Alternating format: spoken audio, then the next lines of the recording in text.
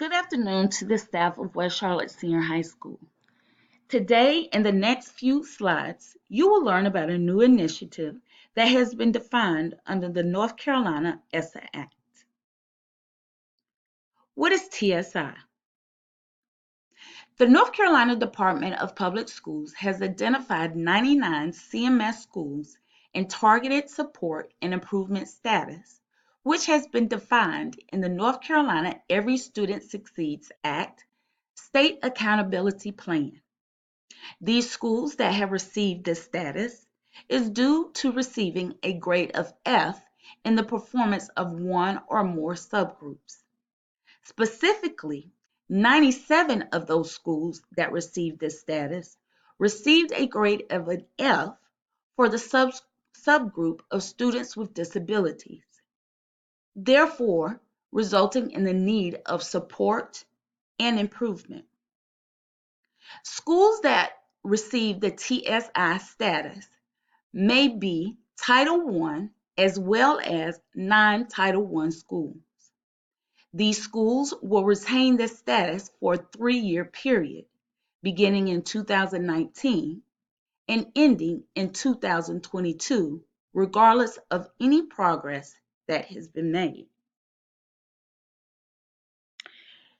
The district has asked each school to identify 4 individual members to serve as TSI leaders within West Charlotte, as well as the other 97 schools. As you can see from the slide, those individuals include Ms. Michelle Pettiford, Ms. Erin Bird, Mr. Anthony Jackson, and Ms. Altrice Smith. Each of these individuals had the opportunity to attend a 2-day professional development at the beginning of August to learn more about the TSI status and how the various entities will affect West Charlotte. As each of the schools go through the 3-year process, the question is asked, why does it matter? Overall, the shift from accountability to outcomes is now the priority for these targeted support and improvement schools. For example, the results-driven accountability, the Office of Special Education Programs has received its accountability system to shift the balance from a system focused primarily on compliance to one that puts more emphasis on results. The local education agencies, such as CMS, must complete self-assessments as well as improvement plans to address this shift and focus on outcomes.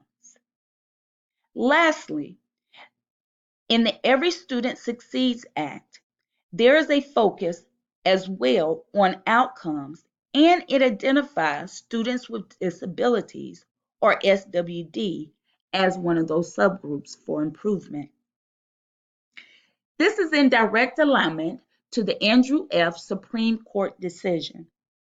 In the spring of 2017, there was a Supreme Court decision which raised the standards for students with disabilities.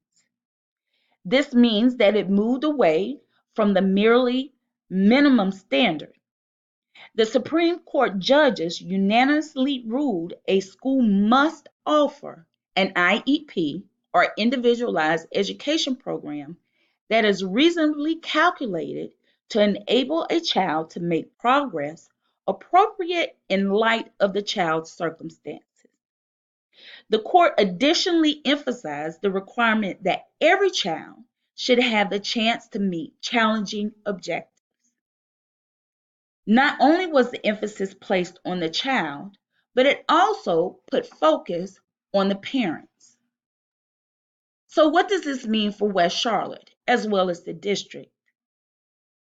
For example, West Charlotte has a total of 188 students who are categorized with a disability. That is 13.5% of the total current enrollment of 1,388. More specifically, That means we have 33 students with disabilities in the 12th grade, 70 students in the ninth grade, 50 students in the 10th grade, and 35 students in the 11th grade. District-wide, the overall proficiency is approximately 6 out of every 10 students are on grade level. However, when we look at the proficiency of students with disability, this drops to approximately 2 out of every 10 students. However, 8 out of every student with a disability may have an average or above average ability. The big bets that are included under the Exceptional Children's Department in this initiative deal with 3 major circles.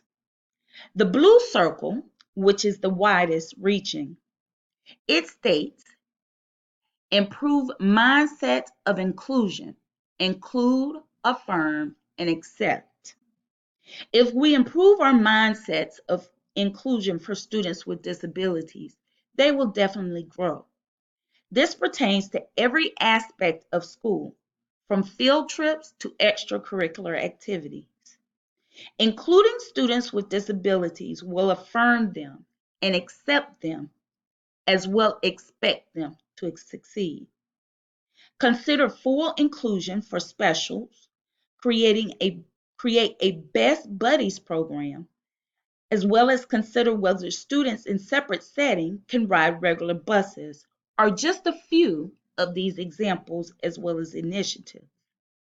If you move up to the green circle, which states improve access to and engagement in general education core instruction, this means that research has shown that allowing students with disabilities to access and fully engage with core instruction that is aligned to their grade level, their standards will result in greater academic gain.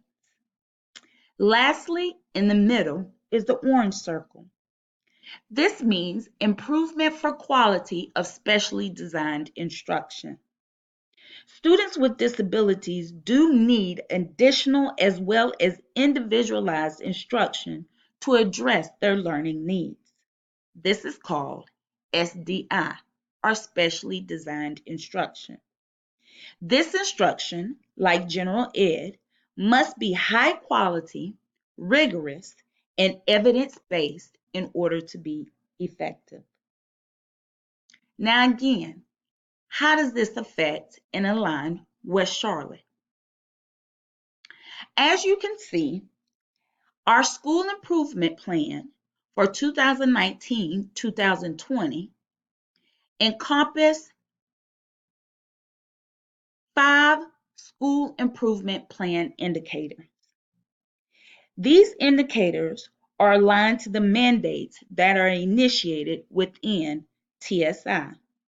Thus, TSI is not different work. It's not even a different plan. Instead, it folds into and should align directly within our school improvement plan. This is why it is vital for every staff member here on the campus of West Charlotte to become aware and knowledgeable of what goes in our school improvement plan and how it affects our students, as well as us as teachers, staff, and faculty. So what does TSI really mean for our school? Well, it means expectations for all. Lift the expectations of all. The first way to change our practice is to change our expectations. We need to stop thinking of students with disabilities as a singular category of students who can't. Instead, we must expect all of our students to succeed. Give all of our students grade level content. The same expectations for all lifts the expectations for all subgroups, specifically and particularly students with disabilities. The purpose of programs for the exceptional children is to accelerate student learning, to get students into a general ed classroom. It is not to stay within the special education spectrum for the duration of their school year. Again, what does this have to do with us? What does this have to do with West Charlotte? Well, because West Charlotte has been identified as one of the 97 schools who received an F and now is in the TSI status, we as a staff must complete various professional development modules. All certified staff, as you can see on the screen, will complete 3 modules. These modules are required for all certified staff. One of those modules is the IEPs, Individualized Education Plan, developing high quality individualized education programs. In addition to the IEP module, staff must select 2 of the modules that you see on the screen. Accommodations, instructional and testing supports for students with disabilities. Addressing disruptive and non-compliant behaviors, Part 1, understanding the acting out cycle. Addressing disruptive and non-compliant behaviors, Part 2, behavioral interventions. Classroom assessment, Part 1, an introduction to monitoring academic achievement in the classroom.